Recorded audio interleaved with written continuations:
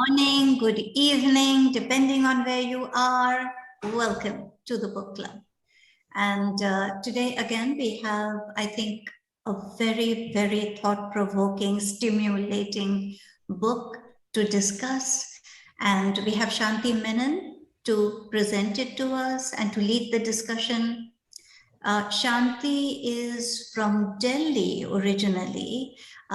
She had a master's in literature from Delhi University. She went on to Syracuse to get a degree in education. She has been an educator, now lives in Michigan, and works in research, and in fact, presently is doing work for the community. She is helping those who are victims of domestic abuse. And Shanti is a very discerning reader. She chooses books which are serious, significant and relevant to the time. So this book, indeed, I found so very relevant.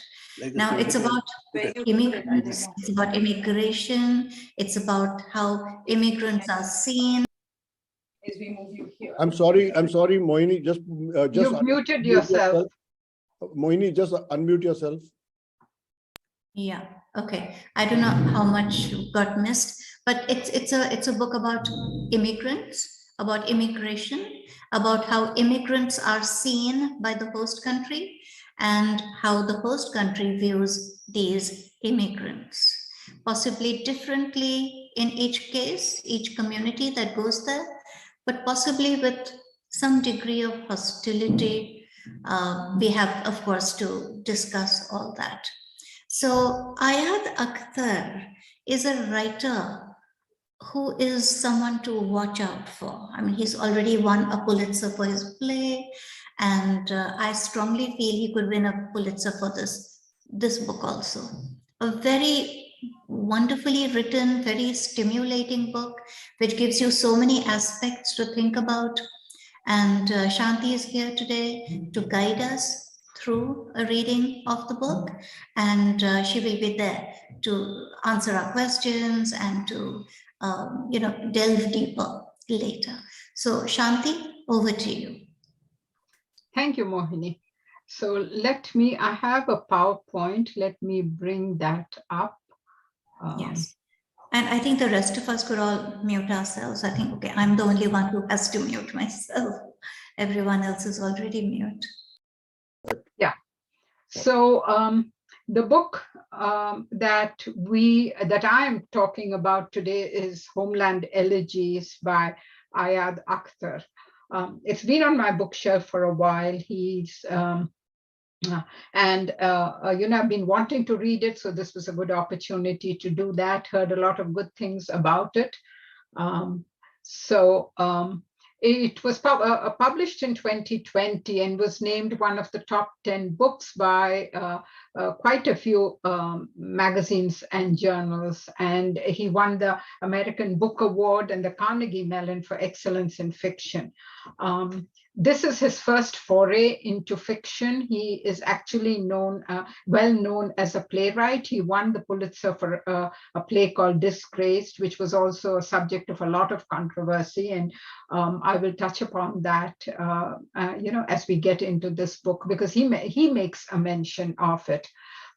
It's a book which is very interesting. It has a lot of layers to it. He's addressing a lot of issues, and he has a very interesting style because he's a playwright and he is also an essayist. The book takes the shape more like a series of essays that are put together by the central character who bears the same name as the author. So Akhtar was born in 1970. He is a playwright, a novelist, an essayist, and now he is a screenwriter because in the sense that he is now working on a screen script of this novel, which is going to be, I think, Netflix or one of those streaming services has bought the rights to that. His writing covers a variety of themes, particularly the American Muslim experience. And you can't talk about that without talking about religion and immigration and identity. But he also delves a lot into economics and the role that money plays in defining people and defining societies. I think all of these are interconnected in a way, and they're also very universal themes because on the face of it, you can say, yes, American Muslim, immigration, identity, but it's also a question of how we see people who are different from us. How do we other people, the othering of people who are different? The book is part fiction, part memoir, part history. It's a description of the Muslim experience and a critique of America as it is today. And in an interview, Akhtar was asked about it. He has been asked many times in several interviews where he talks about the book, how much of it is fact and how much of it is fiction. And he refuses to answer that question. He says he wants the book to stand as it is, and it's for the reader to make sense of it, because we live in an age now where the blurring between fact and fiction has become, it's become blurred. If we listen to the news media and the stories circulating in social media, there is so much that wears the guise of truth that appears to be truth, but is really not true. It is fiction. It is falsehoods are spread that way, and the format of the book is in a way throwing that into our faces and telling us, that it is a critique of the world we live in, where reality and fiction have gotten blurred. It's a series of personal essays held together by the central character. So somewhere in the middle of describing something, he talks about a trip to Scranton where his car breaks down and he has to spend a night there. And then he talks about a dream, and from there he goes on. That leads to a discussion on the meaning of art and what it means to be an American. So he's able to tie a lot of different things together. One doesn't feel like it reads very smoothly, and I think that speaks to his skill as a writer. The narrator of this novel, is also called Ayad Akhtar and grew up in Milwaukee to Pakistani immigrant parents. He's a playwright who has won a Pulitzer Prize for drama. That much is true, but we are left wondering what other parts are true. He talks about how he contracted syphilis. He talks about his meeting with a hedge fund manager called Riaz Rind, who deals in a lot of shady investments. His father was tried for malpractice. So is any of this true? And he is very cagey about it. He will not say. He says it is for you to decide what you think. It's for the reader to make sense of what he presents. His role as a writer, as an artist, is to present a story, and the reader has to make what he will of it.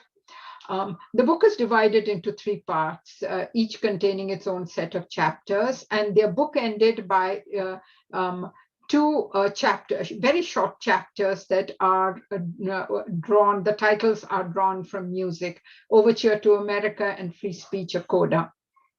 It covers a wide span historically, begins in 1964-68, and he gives a chronology of events at the beginning of the book. And he says it begins when his parents met in Lahore, they marry, they immigrate to the United States, and it ends in 2018 when he says, I began to write these pages. That is a chronology he gives.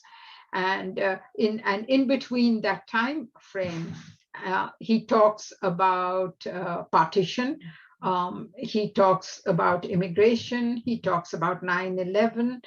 He talks about American politics in the Middle East, the corruption of culture in the US. He talks about life in Pakistan and how the Pakistan that his parents left has changed. Which is something that all of us can identify with, because the countries that we grew up in are no longer the countries that we live in. The world has changed quite radically. It begins with an overture, term associated with a musical introduction, and it is dedicated to America. And he begins by talking of his college professor and mentor, Mary Moroni, who encouraged him to write because his parents wanted him to be an engineer or a doctor. His parents were doctors and they thought he would follow in their footsteps. And he didn't want to do that. And so she was the one who also got him thinking critically of America. All through his school years, in his history lessons, in civics class, his father was a rah-rah-rah kind of American, America the best, the land of opportunity. But she got him to critique that, to think, to see beyond the surface, that beyond all of the jingoism. And how, as she described it, and as he put it, he said she defines the country as a place where there is a worship of desire, tumescent self-regard. Tumescent means bloated, a bloated sense of self. And it's also a term, it's a sexual term, which I thought was interesting that he should use that. And it's a colony for pillage. America is built on pillage, on American self-interest. There is all that talk about bringing freedom to the world, bringing democracy to the world is all a big lie. Underneath all of that is, it's all fueled by American self-interest. The whole notion of equality and equal opportunity is a lie, that it's built, money is the one object that reigns supreme. Those who have money have power and are heard. And that is something that comes across over and over in the book, the power of money to shape a country, to shape society, to shape people, their values, and who they are. And so this was the period in his life in college when he started questioning the idea of American exceptionalism, that this is a great country. So the first section of the novel includes portraits of his parents who were quite different from each other. His father, Sikandar, believes implicitly in the promise of America. He immigrated here in the 1960s, and like all immigrants, he wanted to strike it rich, and he thought this was the country that's going to make it possible. So he was a pretty successful doctor, but then he attends a series of lectures by a real estate developer who spun a tale about making a fast buck, and he falls for that, and he loses his money. He loses huge sums of money, and finally has to go back to goes back to medicine. And he is a well-known doctor. There's a particular heart condition that he is that he was an authority on, and at one time it was thought that Trump had the same condition. So he was introduced to Trump, and he was enamored. Trump put him up at the Park Hotel, took him to all these fancy restaurants, introduced him to a hooker. So he was really he was just caught up in that whole aura of wealth that surrounded Trump. And Akhtar says he started a relationship with a hooker that spanned many years and also resulted in a child, and the family didn't know about it. He would make these frequent trips to New York pretending that he had a conference, but he went there and he would, indulge in this lifestyle that staying at expensive hotels and eating at expensive restaurants and visiting the hooker that Trump had introduced him to, because in his mind, that was an indication of having made it in America. Fatima, his wife, is the opposite of Sikandar. She's not enamored of the place. She doesn't quite fit in. She doesn't like the place. She had really not wanted to marry him. She was interested. She was in love with a friend of his called Latif. But Latif was engaged to his cousin, and he couldn't, in a traditional society, an engagement is as good as a marriage. He couldn't break off that engagement. So when she met Latif, he was already engaged. And then she thought, okay, she couldn't have Latif, but Sikandar is Latif's best friend. Latif thinks highly of Sikandar, so there must be some good to the man, and she marries him. And where he thinks America is the greatest country in the world, she spends her entire life yearning for Pakistan. and a Pakistan that no longer existed. She was yearning for a place that was lost, but she never quite fit in. She didn't make an attempt to fit in. She spent her life, mourning the fact that she was in a place where she did not want to be. She had very strong anti-American and pro-Islamic sentiments. And she and the author have several discussions on that, more like arguments. Then this section also describes Latif's journey from Pakistan to America and back to Pakistan. He came to America and he became more of a Muslim than when he left. Unlike Sikandar, who, took to alcohol and had this hookah on the side and wanted to make money, Latif, on the other hand, became a more conservative Muslim. The Akhtars were not practicing Muslim. Latif was. He started going to the mosque regularly. These were not things he did in Pakistan. And like a lot of Muslim immigrants, he kind of went back into his religion to give him a sense of identity, to give him a sense of purpose, that this is, and a sense of belonging, because you get a community in the mosque to whom you belong. And he was also took the Muslim creed of service to heart. So he ran a free clinic when he moved to Florida, and he ran a free clinic. But finally, he decides to go back to Pakistan when the whole Afghan crisis erupted. The Americans set up, funded a clinic that he set up, and then the book talks a lot about the politics, how the Americans funded the Mujahideen that turned into the Taliban, and finally, to cut a long story short, Latif is killed at the hands, the Americans assassinate him. And of course, now Fatima, who was anti-American to begin with, becomes even more so, because this was a loss that she never quite got over, and she blamed the Americans for doing that. And then we are also introduced to some of his uncles, cousins, aunts during a trip to Pakistan. And this whole slew of characters and that trip to Pakistan gives him the space, the author, the space to critique American politics, to lift the veil of American politics, to present America as seen by the Islamic world. And he does it through the voices and the words and the opinions of the characters in Pakistan and some of the Muslims in America. And so in a way, he's able to distance himself. It's not quite him speaking, but through his characters. And it's a pretty,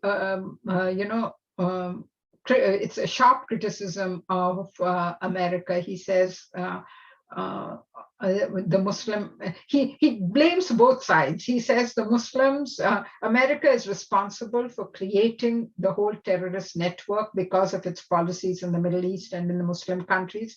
But he also talks about Islam being caught in a time warp where people they don't critically examine their politics, and they're always harking back to a glorious age, and they need to move on.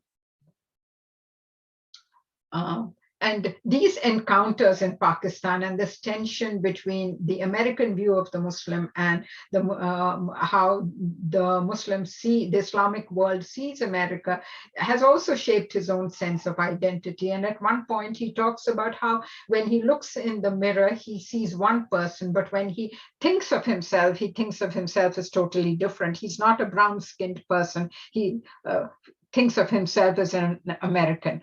And the characters in Pakistan and his relatives and family offer both a defense and a critique of Islam. His father is very critical of Islam. He says, we shouldn't be sitting around and blaming everybody else for our faults. We need to look inwards and we need to change our attitude. Why is it that the Muslim world that was so great at one time, a lot of the scientific discoveries in the Middle Ages came out of the Islamic world, and then we just rested on our laurels. We didn't do anything about it.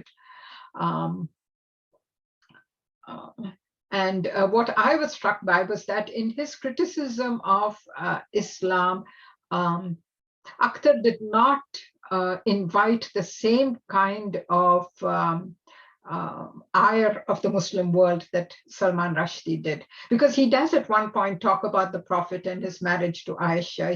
The Prophet was engaged to Aisha at 6, consummated the marriage when she was 9 and he was 53 or something, I think. And he talks about it as, in this day and age, we would see it as child rape. But that is not something that brought a fatwa on his head. And I was thinking about that, in the light of the attempt on Rushdie's life. And I wondered why it is that one writer evoked such a strong response and another Muslim writer was able to fly under the radar. Maybe because Akhtar is more subdued in his, both in his persona and in the way he writes the story. I don't know, but it was an interesting thought. The second section describes, is called Scranton Memoirs, and it begins with his encounter with a law officer.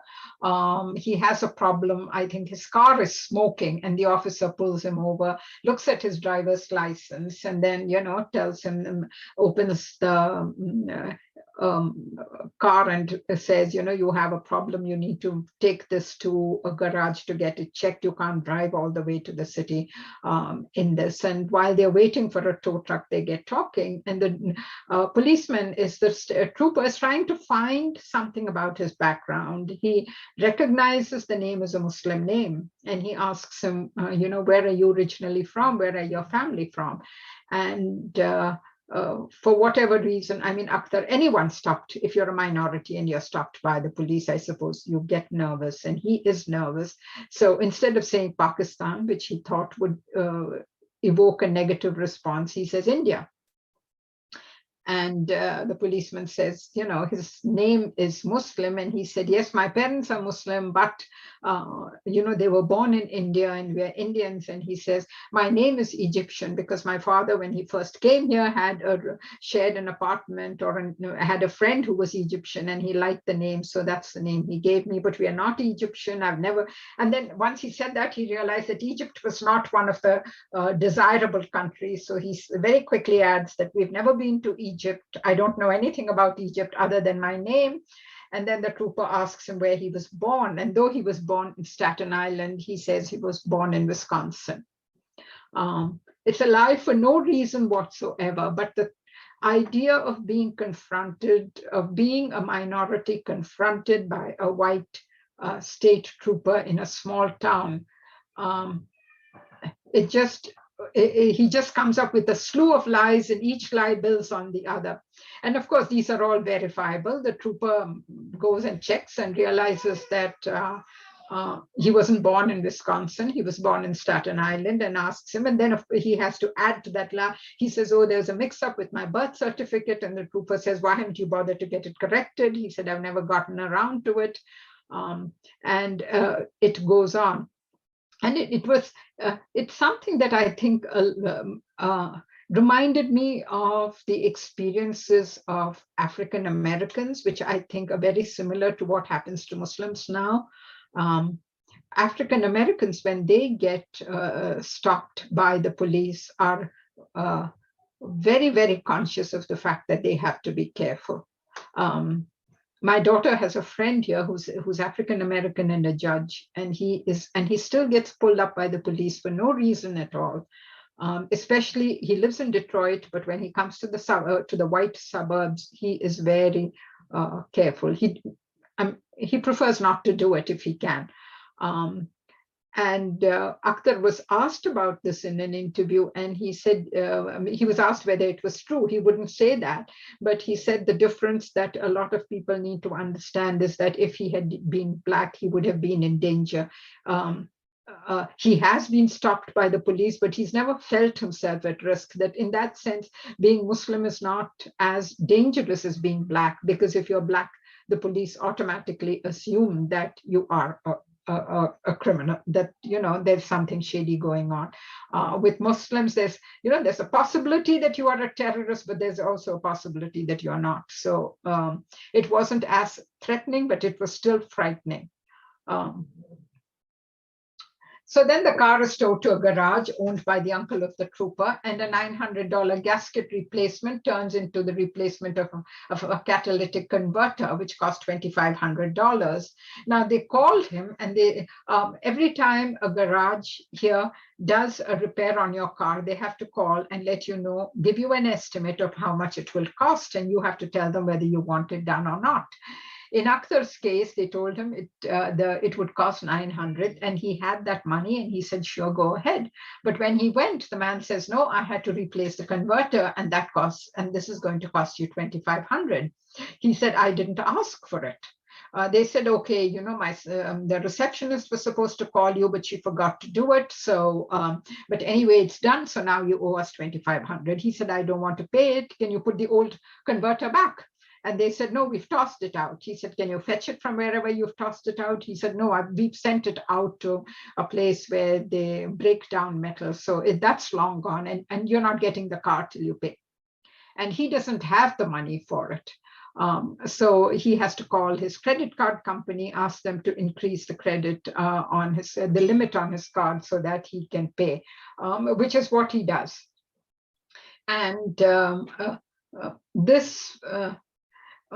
what struck me when I was reading this is that at one level, it would look like the garage was targeting him because he is a minority, an immigrant, a brown-skinned man. But then I realized that this is it's an experience that's very similar to what a lot of my single women friends face when they take a car in. A friend of mine was telling me one time about how her boyfriend took her car in to get the tires changed, and he was given a price, and 2 days later she took the car in, and they had doubled. And she said, my boyfriend was here with this very same car, and this is what you told him. How in 2 days, how has your cost gone up twice? And then they looked and they hummed and they hawed, and they said it was a computer error, and we are sorry, kind of thing. So, but it's also, I think, a statement on when you talk of, the sense of his father feeling that America is a great country, everyone is honest. That is strictly not true. People are the same everywhere. And later in the book, he makes a point that American society is as corrupt. The corruption that people bemoan in Pakistan exists at several levels in the US as well. He also offers a description of Scranton and the decay of American cities, where the lure of money has moved jobs overseas or to other parts, and that has left people feeling unmoored, without a sense of purpose. And when that happens, it leads to a lot of animosity against outsiders.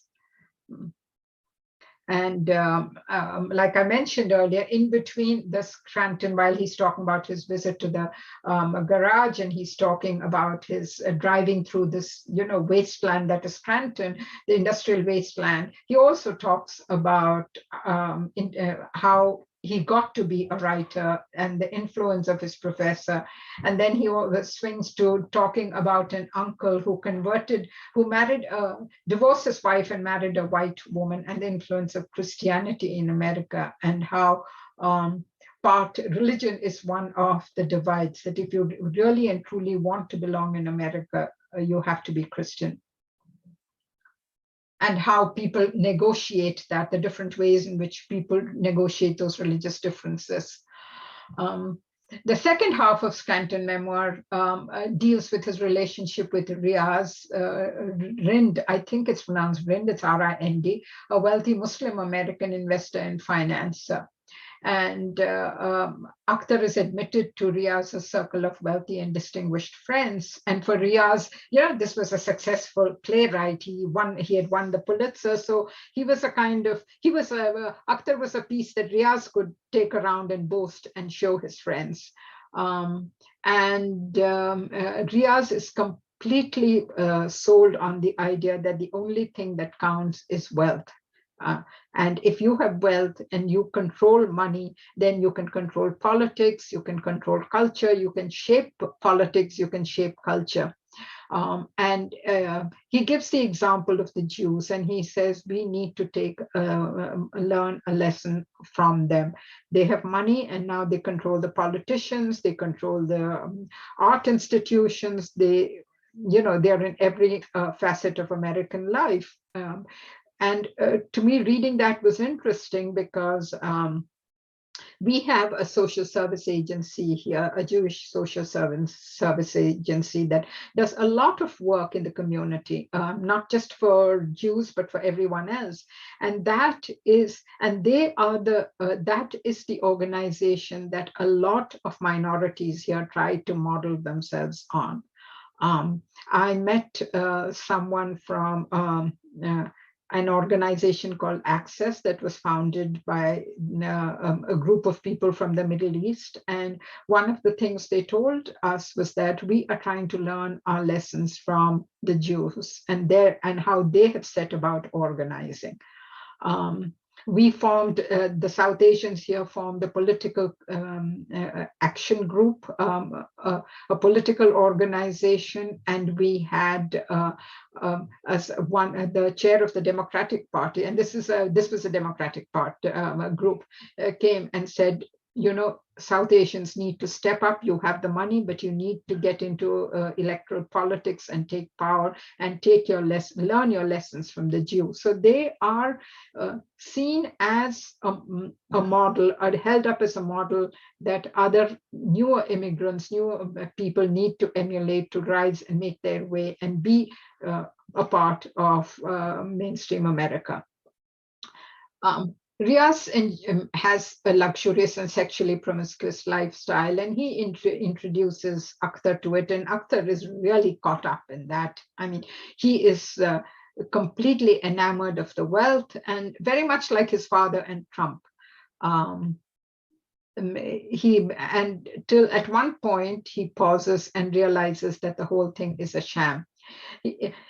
He invests money. He inherits some money from his mother, and he invests the money in Riaz's a multi-million-dollar investing scheme, which is really, which was a very shady deal. There is a description of it, but I didn't quite understand that part of how the deal worked. But it was clearly dishonest. He made the money on the backs of people. It was very clear that there were people who lost money in the process, while Riaz and his friends got rich.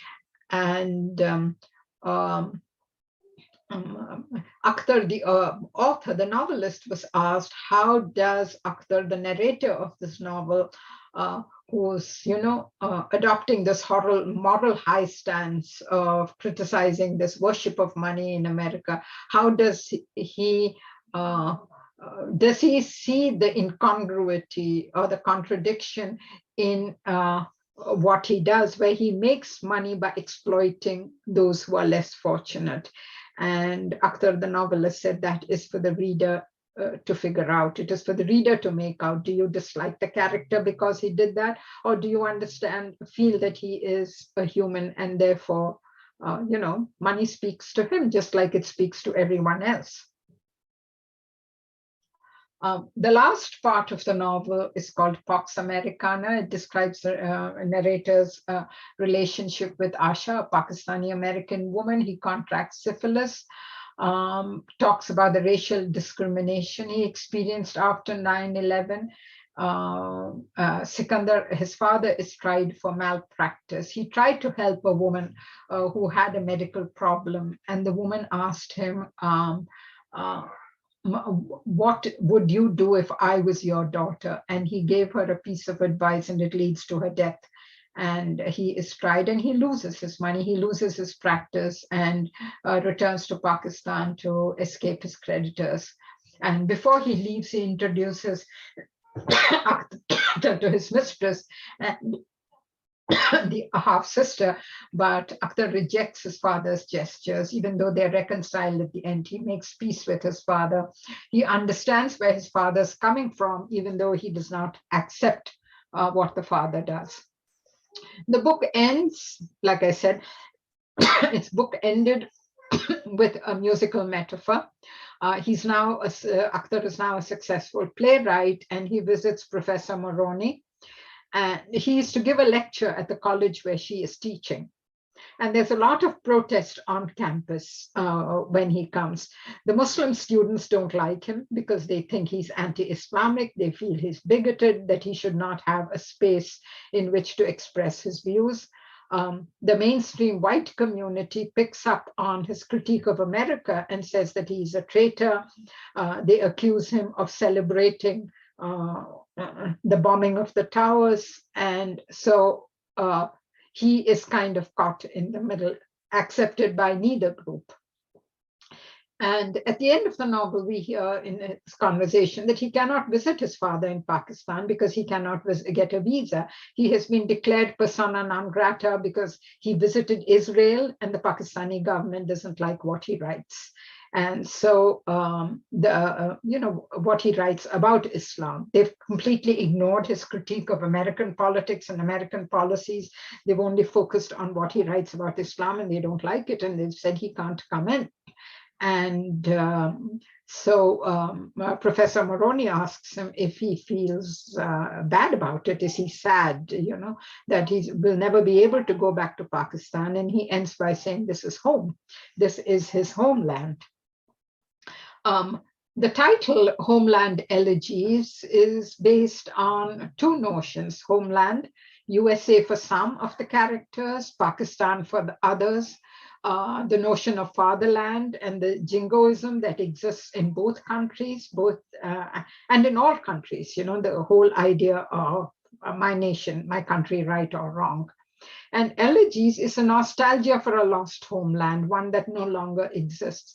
The America that his father talked about was not the real America. The Pakistan that his mother longed for, was long dead and gone.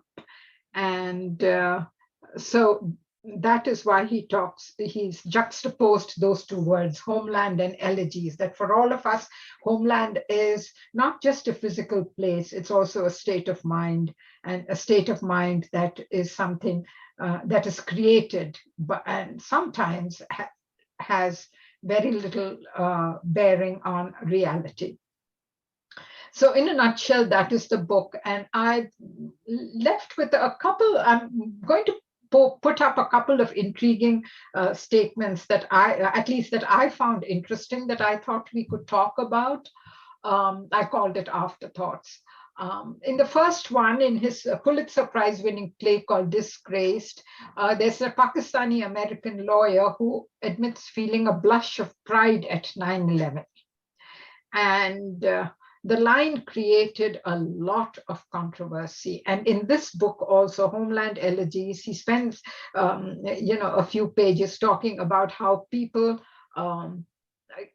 came up to him and asked him whether the words of the character were his sentiment, particularly in the light of Trump's statement that when the towers went down, he knew for a fact that there were Muslims in New Jersey who were singing and dancing on the streets, which is not true, but those are the images in the popular media. And so people asked him, is this what you believe? What do you think? And for a long time, he refused to answer. He said, the book speaks for itself. Read those statements, understand that in context, and I have nothing to say. And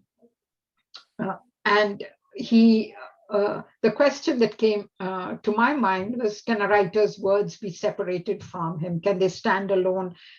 Can he say, this is what the character says, it is not necessarily what I believe in? And he does make a point. He says, don't look at the words of the character, look at the life of and attribute it to the author, look at the life of the author. But he says, and he makes he has an interesting statement. He said he understood at the end that interpretation has more to do with the one interpreting than the one being interpreted.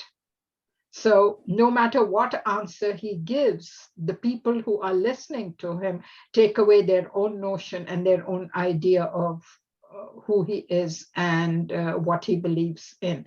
And I don't know whether any of you have any thoughts on this. Very nice. I have a couple more Enjoyed pieces. it. I'm not done yet. I'm Not just done yet, putting this out, and maybe I'll go on to the next one now. This was another interesting take. He said, and it's not just relevant to the US, though he's talking about the US, but I keep looking at the situation in India, and I think it applies so much. It applies in Europe. The established majority takes its we image from a minority of its best and shapes a they image of the despised outsiders from the minority of their worst. So when we look at ourselves, we look at the best in ourselves as a majority. But when we look at a minority group, we look at their worst. We don't look at their best. And so the minority, the other, is always shaped and framed by the worst within them, not by the best in them. And, and I was thinking that is so true when we look at, what is happening all over the world, when we put other people in another bracket and then we look at them and we don't look at the best in them. We don't, and sometimes we may share characteristics, but we don't. We sort of tend to say that what we have in common is not really important because we are better than that, but they are not. I think it's very true, Shanti. I would agree with you. Yeah. If you want me to say something while you're speaking, I would agree with you. I think that is how it works in most societies. Yes. Whether the minorities are from within or where minorities come from outside. Yeah, absolutely. Yes. 1 minute, Shanti, would you like to ask questions now? Yeah, and then I have one last quote, which again was interesting. He says, talks about the Prophet's wife, Aisha. She was, she's much loved in the Islamic world. She's called the mother of believers. He married her when she was 6 and consummated the union when she was 9 and he was 53. And he talks on, I don't know whether, he says the story caused no concern or raised questions until after 9/11. But with 9/11, the Muslims in the US were forced to take a hard look at themselves. And suddenly this story became problematic for them. This story made the community seem backward because looking at it through Western eyes, it's defined as child rape. And then people started raising questions and saying, maybe the story is not true, maybe we need to change it. And I didn't, I read this book a while ago, sorry, I think that's then. And I don't remember, but at one point he asks, why is it that we always want to define ourselves in relation to the West? Okay. And I think that's true of all of us who were part of the, share a colonial background. Why is it that we feel the need? Why is it important? Like in the last chapter, there was a video that was going around, and one of his students came and told him it showed a Muslim man having sex with a white woman, and it's the whole video is all about sexual domination. And his student says we need to show them, that we dominate their women. It's a case of anywhere, the conqueror kind of dominates women. And Akhtar says, why does it matter? What do you care what they think? And the student was very offended and didn't attend class after that. But he harps on that, why is it important for all of us? What the West thinks of us? Why do we have to define ourselves in terms of the West? Okay, Shanti, thank you very much. I think you gave a very classy explanation completely. I read the book Thank about you. a couple of years back, and everything that you said, it brings back memory. And all the points that you have put in are so very valid. I'll just start off with the last one about married at the age of 8 or 9 or whatever people talk about. My great-grandmother was married off at the age of 8 or 9, and her husband died 6 months later. She was going to live in Ratnagiri area, just wearing a white sari, eating leftover food, etc. What was made to do. Luckily for her, my grandfather picked her up and took her to Karve's, one of the first students with Karve, and she became something so very important that I was stunned to know, and everyone in the family made light of. She represented India at the first ILS, the International Labour Society. So this has happened in India also. So I think it's too much made of. That girls were married off those days is because the life expectancy would be 28, 29 or so any which way. Okay, there are a lot of questions and a lot of comments I have, but what I will do is leave it to the audiences because it's a very touchy, very strong topic. Please, everyone, make your comments. We'll see you. Raise your hands, and Farouk will immediately catch you and say, "Okay, Satish, talk to him." So, okay. So, guys, please, why don't we start with Luna? You are there. I can see Satish, you. to answer your point, I think what you say, women, girls getting married at a young age also happened in Europe in the Middle Ages. But I think what is sensitive in this case is that it is the prophet.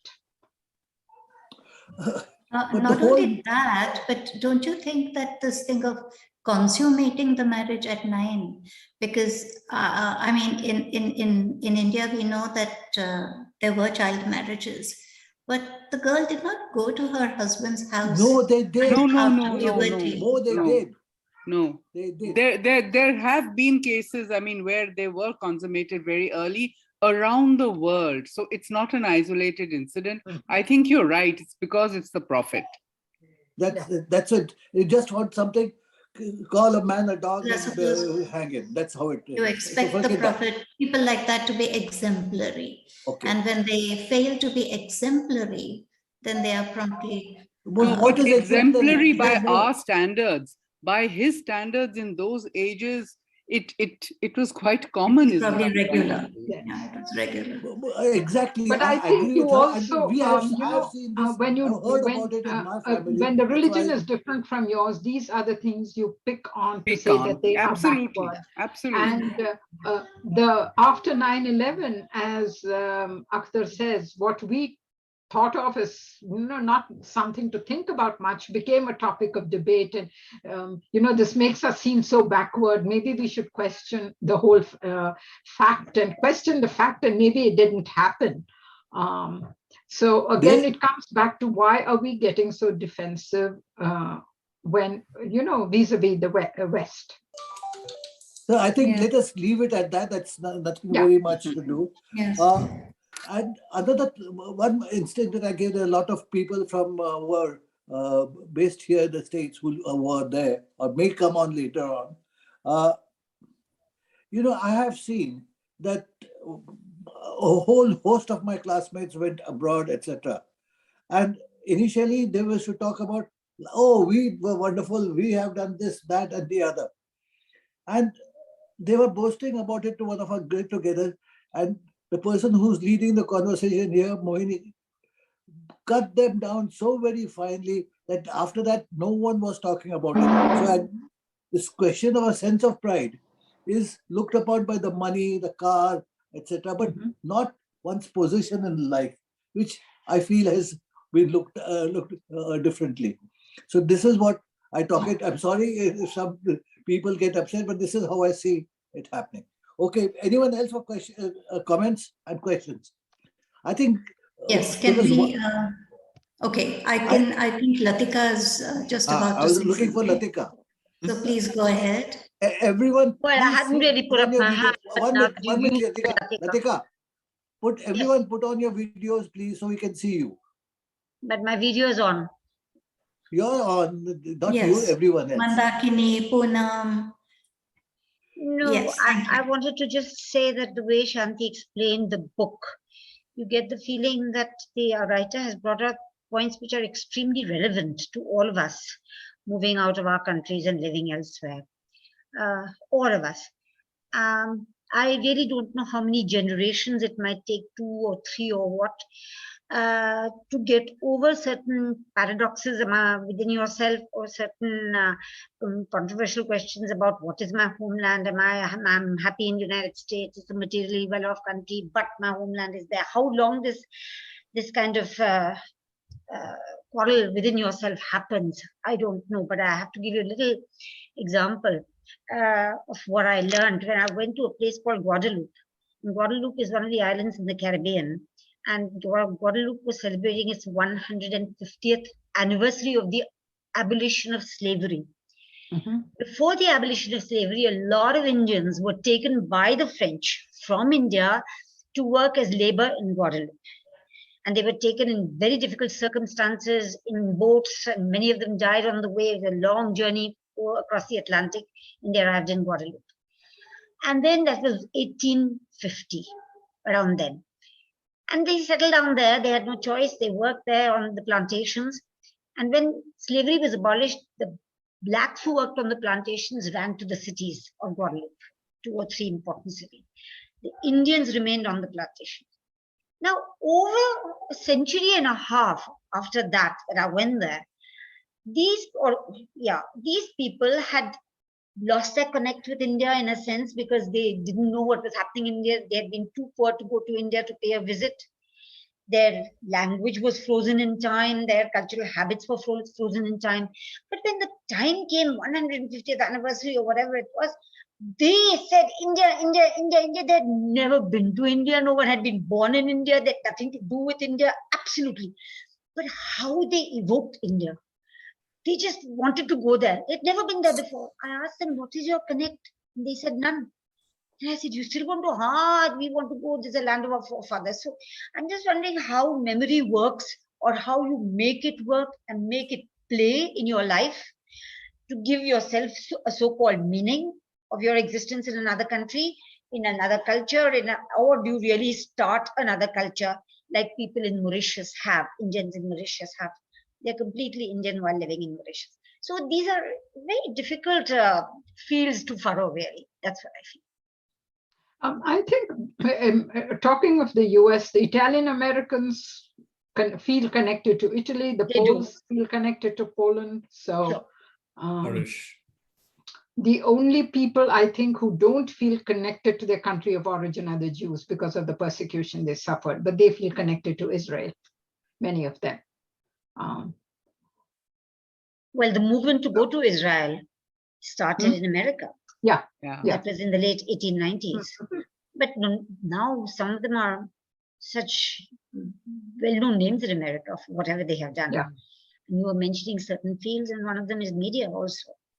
Yes. They're so tall that why would they leave America to go to Israel? Right. Yeah. But don't you think it's a natural instinct to want to at least know about one's roots, irrespective of minority or anything else? You just, in the way we Indians in India are sometimes interested about, our great, I mean, some people are very lucky, they have a family chart and they know everything. But I, for instance, I mean, my parents were refugees from Bangladesh. Okay, in those days it was East, and I don't know much about it. I frankly don't have a great desire to go there and look, but I'm interested in the family history. I mean, I would like to know about, what my great grandfather or whatever, what they did, what they thought. I'm interested in that as a human being, and I think that's an instinct, because every human soul would like to feel rooted in something, either a nature, or it's not necessarily land. And I must give you a very interesting little thing. My younger son's just come to visit us after 3 years of COVID and all that. you know, when he sort of took a picture of when he took off on the plane, and his script was very funny. I mean, I read it and smiled. He has been in America for 20 years. He's an American citizen, right? He is completely American. But you know what he said? He said, starting my 24-hour journey home.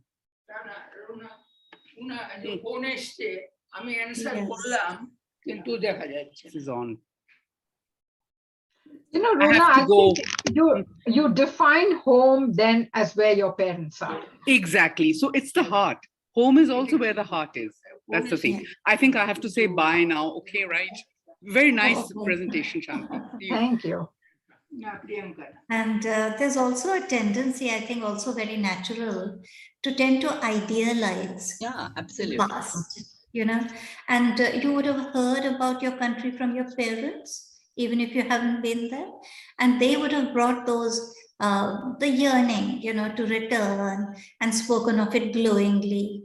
The past always looks more wonderful than the present, because those problems are not your problems, you know, that were there, but the problems of today are very real. So it's a very complicated situation, Shanti, like you said. Yes.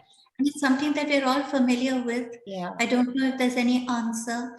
Latika was saying, how long does it take? You know, how long could it take to assimilate, to deproblematize, you know, the question of your identity? Perhaps that never happens, I feel, because there is that sense of being an alien, whether you perceive yourself as alien or others around you show that they see you as an alien, right? A little thing about what you said about what was it, the father? No, the friend who becomes Christian? Yeah, one of his uncles. Uncles. Yeah. He marries a woman because he feels marries a white woman so that he feels he'll get greater acceptability through her. Right. So and he becomes Christian. So He I does, remember I don't remember now. I don't think he becomes Christian, but Akhtar talks about how Christianity is such a huge part of being accepted in the US, you know, unlike being a Muslim. absolutely. But more to talk to your point, you know, when I think of my parents who lived in Delhi, you know, all his working life, my father was there, but their heart was always in Kerala. They went back after he retired. They were most comfortable there. That was home to them. Yes. They never had a sense of belonging in Delhi. But it's a mixed situation, isn't it? Because Yeah, a lot of yeah. people live on in Delhi, Yeah. you know, after they've And retired. a lot of people go back. And I think as the generations go, like our generation, I think more people tend to settle where they are. Unlike my parents' generation, I think more people returned to their home states from my parents' generation than they do from ours. Yes, I think it's just a case of being different. These are the complexities of Like moving from one place to I another. always have these discussions, this conversation, and you know, what is an Indian identity? Is there such a thing as a pan-Indian identity? I don't know. They are I mean, I left rewriting. India 30 years ago, and for me, you know, my Hindi is very rusty. I speak better Malayalam than I speak Hindi. Our food and our culture, it's all very, you know, Kerala rooted. So somebody asks me, how do I define myself as an Indian? And then one answer I got was, oh, if you're a Hindu, you're an Indian. And I think that's so limited. Today you'll get that. Yeah. And one thing, when you talk about this, they feel that in this country they are second citizens, the lower range of society. So, but they were high up there. That time that they were high. So India was something glorious. So you see what is happening when a friend of mine went for those, what do you call it? I can't say it, but where Trump and had come over and said, Trump, that felt, hey, the president has come to see what we are doing, which made it very, very important to them. And I've seen these IIT guys were thumping their chest and saying, yes, now we are recognized, now we are recognized.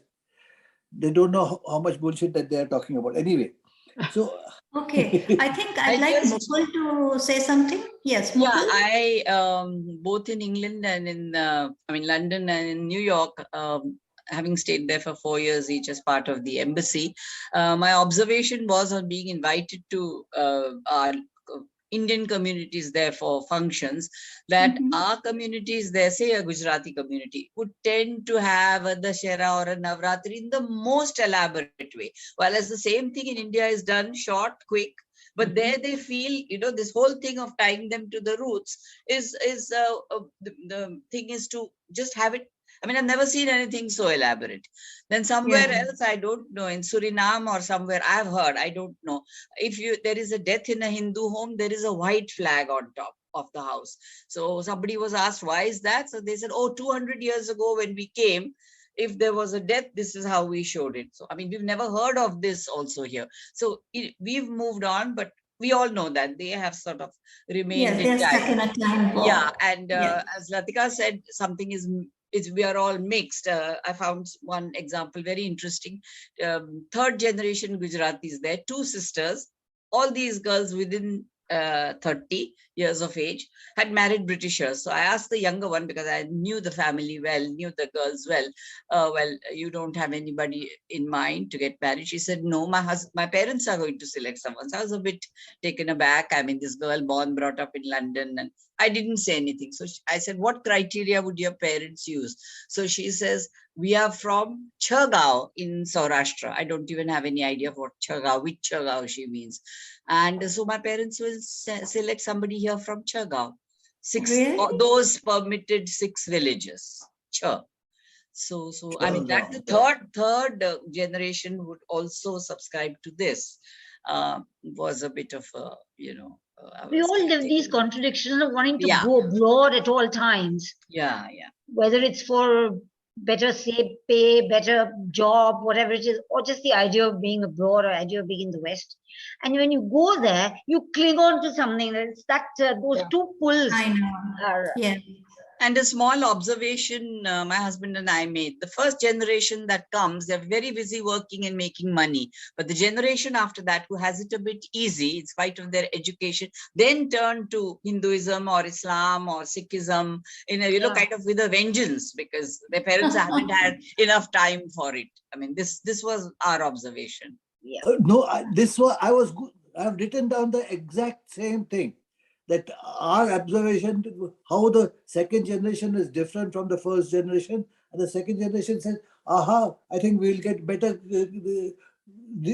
by being Indian, we'll be better off here, as such. So I've seen this happening, and right now, you say they're very pro-democratic, 80% democratic, 80% pro-Trump. Pro Modi. Okay. So Modi, this is too wide range, and they are very positive for both. Go ahead, Mo. No, I was going to speak. I was going to ask Gautam to speak and Farooq to speak. So Okay. whoever is ready, please. Gautam, you're ready? Yeah, I just wanted to say 4 points. One, why is the author ambiguous about the fact and the fiction? And is it a kind of a selling point for the book itself? Or why is he being ambiguous about his life being related or not related, in what part is true or not? I find This it auto-fiction business. yeah, it's part of the marketing of the book. That's one. No. Secondly is I just wondered why should, in context of what Shanti Menon said earlier, why do African Americans choose to be Muslims? The third point is what struck me in the entire presentation was almost a penultimate slide, or the last one, about looking for the worst in the minorities to define them as a whole. I mean, that struck me as absolutely true, and it's unfortunately true.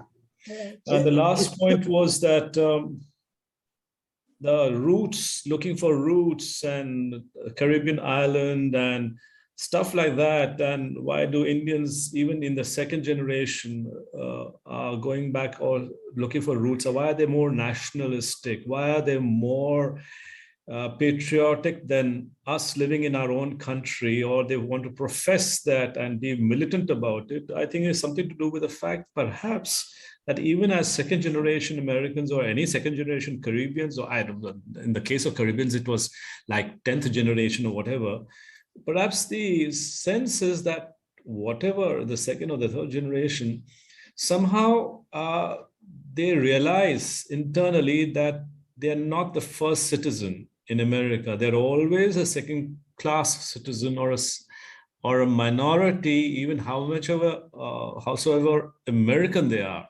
Somehow they feel, they can sense it, that they're not being regarded as a white American, truly American person. Maybe. That's it. Gautam, I agree with you completely. The fourth one, I definitely agree with you. I see it among my friends, exactly what you're saying. I think, where's, I Farooq. can't see you. Shanti, where And are yet you? America is a melting pot. Well, I yes, don't. I don't think it's a marketing ploy. I think it's a stylistic device, and it gives him the space when he says this is an autofiction. Right. It leaves, he says it's up to the reader to decide what is true and what is not true, because it is a reflection of the world that we live in, with Fair. all of the lies that are being spread. And then we have to sift between the fact and the fiction. Fair enough. And Farooq he says, was- I want my reader to do that in the book itself. And it also, I suspect, gives him the space to express views that are critical. Where he says, look at my life, don't look at my words. When the character in his play talks about a warm blush when the buildings were bombed.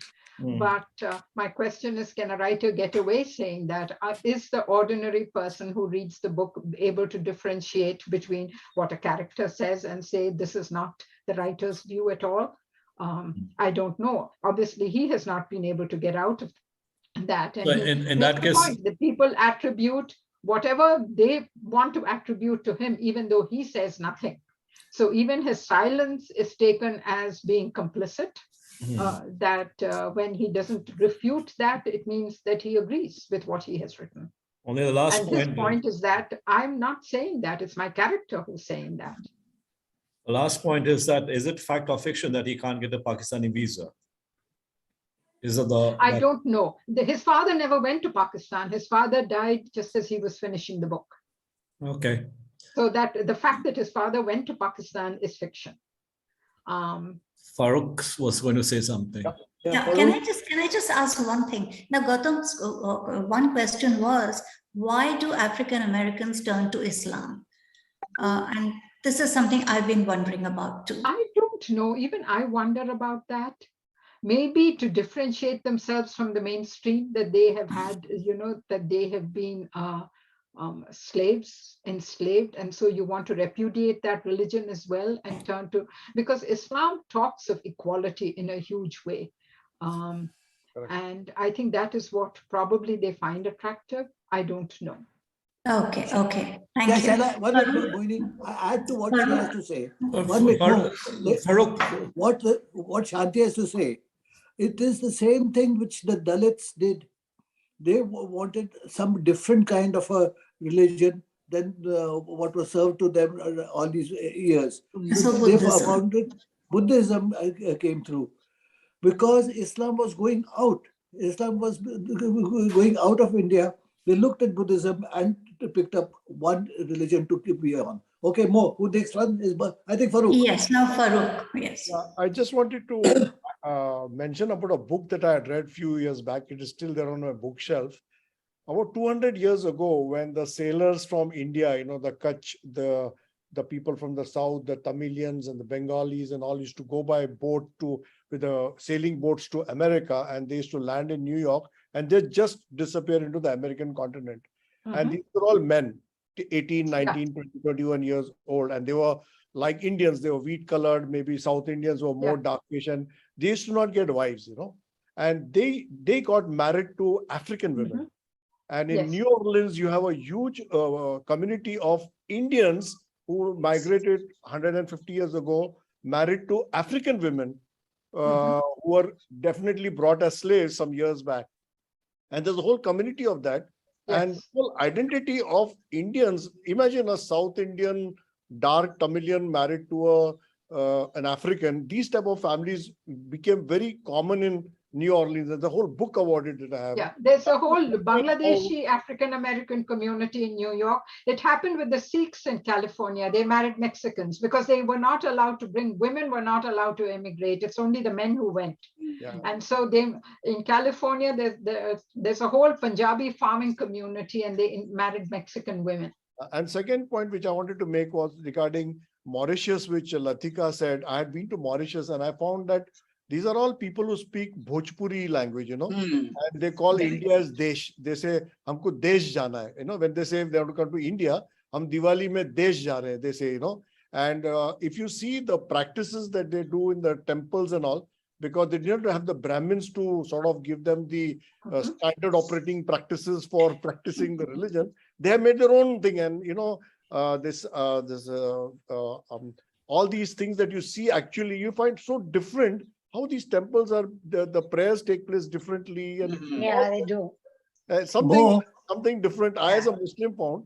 And the last point I want to make was that this book is written by a Muslim, and the way the Muslims actually from Pakistan, as Pakistan crumbled economically and governmentally, and you know all those things, a lot of educated Pakistanis, you know, shifted to America and Canada. And come 9/11, and suddenly the whole, you know, the Muslims were totally sort of, you know, anti-Americanized overnight, you know, and that must have been a real big jolt to all the people. And you know, the way White Street Blacks, as that conversation that ordinary paratrooper can literally, you know, confuse a migrant. In India, you cannot even if a police catches you, cannot damn what he does. But in America, ordinary paratrooper can literally send shivers down that guy's spine. You know, this is something very realistic, which I can feel when you talked about it, Shanti. And anyway, that's my 2 bits. Everyone's thank got you. something said. Kapila, I think next person, anyone else more? I I can't think see. Kapila would like to contribute. Can I say something? It's Poonam. Yes, Poonam, please go ahead. Mrs. Barucha also wants to say something.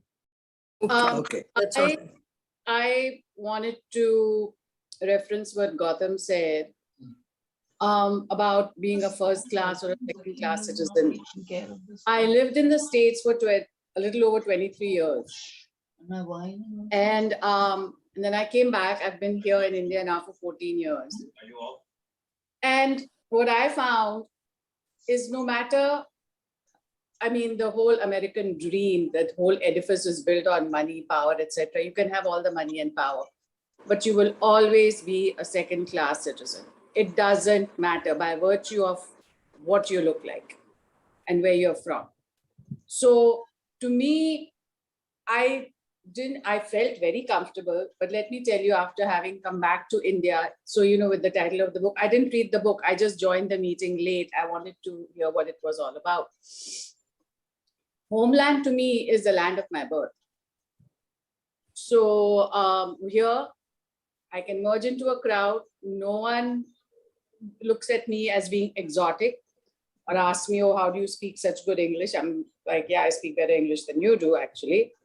But you're never fully assimilated. There's always that otherness. You're always the other. And it was also highlighted after 9/11. I'm not a Sikh. I'm just an ordinary Hindu from the north. But my Sikh friends, so many of them they cut off their hair and shaved their beards and stopped wearing a turban. And these are people who were in high positions, doing very well, well respected.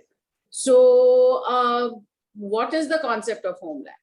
To me, homeland is India. And although I was, you know, very much into, what should I say, a part of American society, etc., So I just wanted to reference Gautam's point about being a second-class citizen. That's it. One question, Poonam. Did you live in India before going to America for any length of time? I left when I was 25. You left when you were 25. So you were already based here before you went to spend 2 decades. Yeah. But suppose you had gone there when you were a baby or a very small child and didn't have the connect with India as you had because you were 25 when you left. Would you have felt the same? I would say maybe not. Although I saw Indian families very successful, but they were stuck in the past. And so were their children. The second generation also was made to, they wanted to be a part of American society, but their parents kept pulling them back. Now, my daughter was born and raised there, and she lives there. For all intents and purposes, she's an American kid.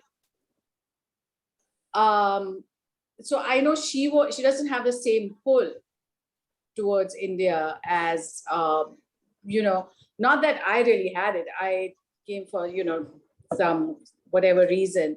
But I'm so glad that I decided to stay on in India and not go back, because from a distance, I could see what was really going on there.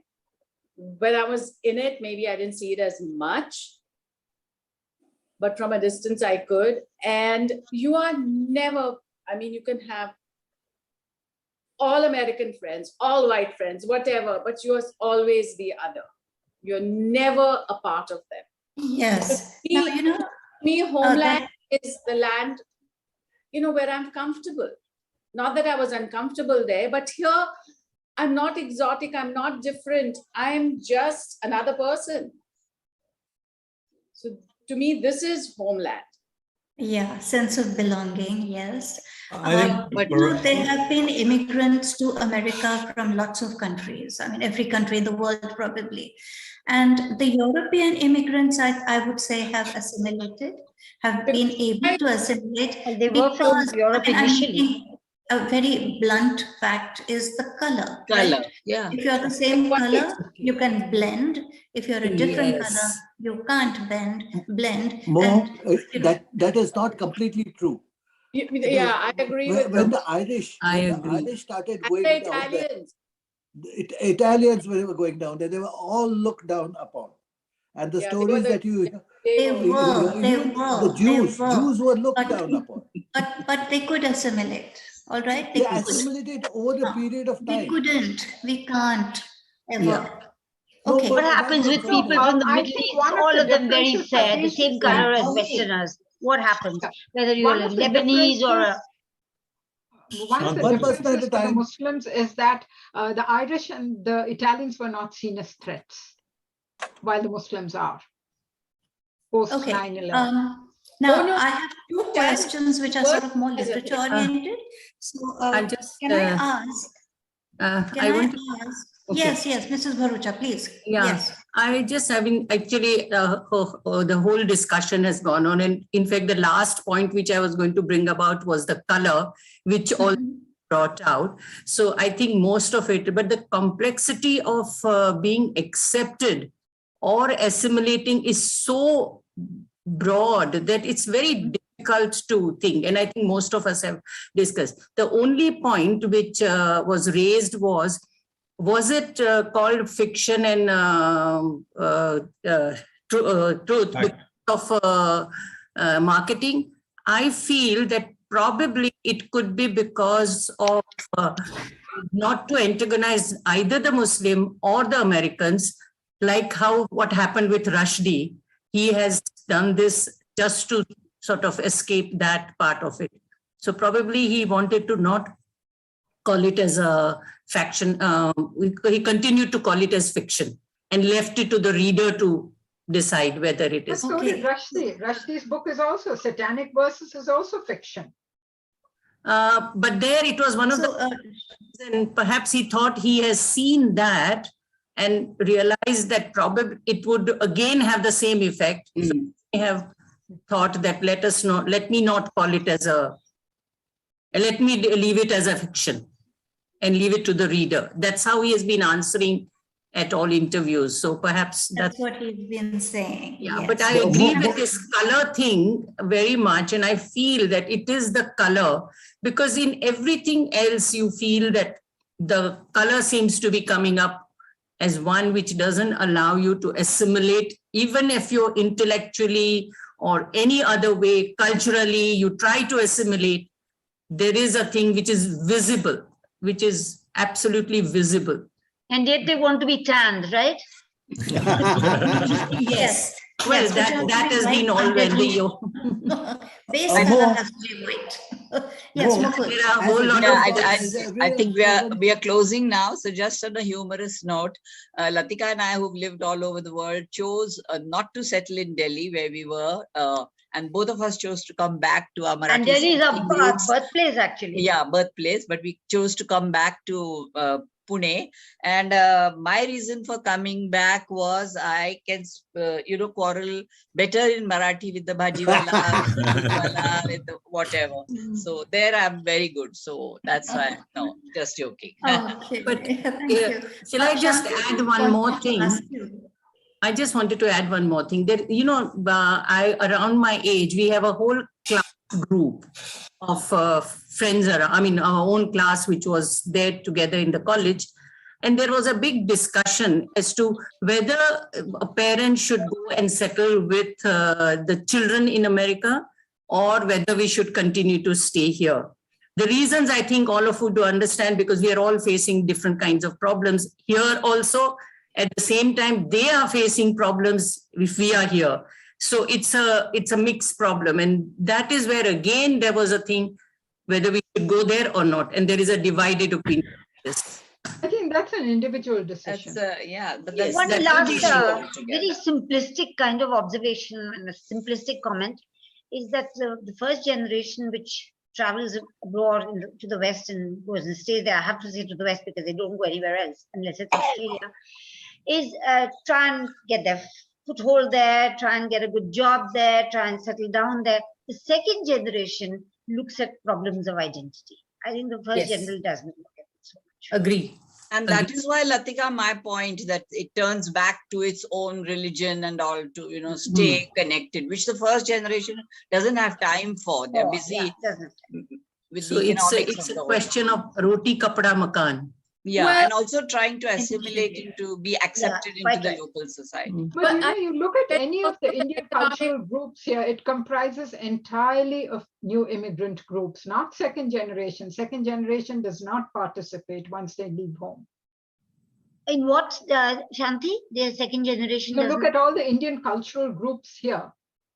The political groups have second generation, but cultural groups, the religious groups, they're all first generation. I mean, new immigrants. Second generation doesn't participate in any of that. I got Whether another it be the impression because- Maharashtra Mandal or the Kerala Club or the Tamil Sangam, the Gujarati Sabha, everybody, it's all the Where are you based? Michigan. Okay. And it's true across the US. I mean, I see, my Okay, daughter, so- I see their friends, I have nephews, nieces, none of them belong to any cultural groups.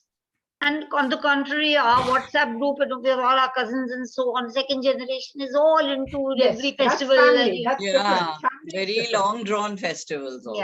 Yeah. Okay, Shanti, can I ask you? Now, Yeah. we've talked about autofiction and this pose of what everything that he says in this book being true. So one of the reviews, I think it's the New York Times, talks about the truthiness, that's the word they use, the truthiness of the novel. Did you find it irritating, or did you find it important that it was the truth and therefore worthy of engagement? Truthiness. Truthiness. Truth, Truthiness. truthiness. When I read the novel more, I did not question. To me, it wasn't a point that came up that was really relevant to what he was saying, whether it was true or whether it was fact or fiction, whether it was true to his life or not. It did not matter. because I think it is the story he has to tell, the arguments he makes, and those are the things that resonate. And whether he was actually held up by this trooper in Scranton, whether the garage cheated him or not, whether it's fact or fiction is irrelevant, because it is an experience that people have. So there is Right. nothing in the novel that is outside of the realm of people's experience. You know, there are different things that different people can identify with. And Including, the other question is, questioning did one's you, religion.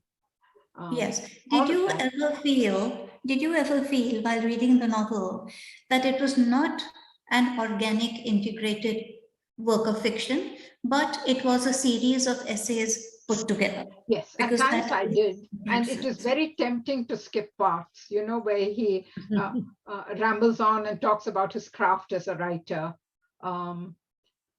You know, I'm more interested in ideas rather than the technicalities, but yes. And I was thinking about it, that each of those pieces can easily be a standalone essay that he could probably, you know, Absolutely. send to Didn't you the, feel that?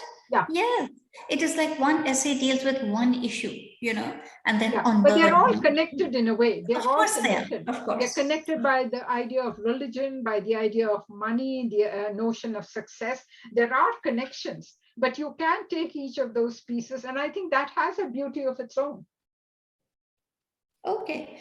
I think we should start winding up now. Yeah. So let me thank you, Shanti. Thank you very Excellent much. time. Yeah, she absolutely deserves applause. Very nice, very Give it nice, to her. Shanti. Now, first of all, I want to thank you for choosing such an excellent book, because it all begins with that, doesn't it? Which book are we going to read? So thank you for choosing this book. And thank you then next for making such an excellent presentation of it. Yes. Thank you. And for leading the discussion and answering questions so very beautifully. So on all counts, Shanti, you're coming out a winner on this one. Thank you so much. Thank you. And, Bye-bye. Bye-bye, Shanti. All the best. Thank Bye-bye. you. Bye. All the Bye-bye. participants who all of everybody contributed, brought out points, had something to say, personal experiences.